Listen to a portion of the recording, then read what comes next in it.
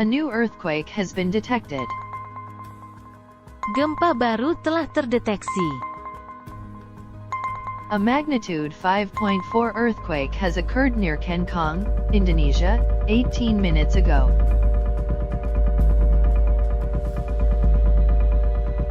Gempa bumi berkekuatan 5.4 telah terjadi di dekat Kencong, Indonesia, 18 menit yang lalu.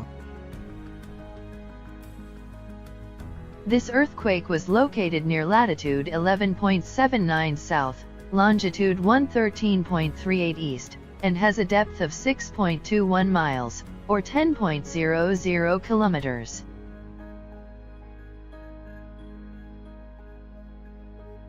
Gempa ini terletak di dekat garis lintang 11.79 selatan. Bujur 113.38 timur.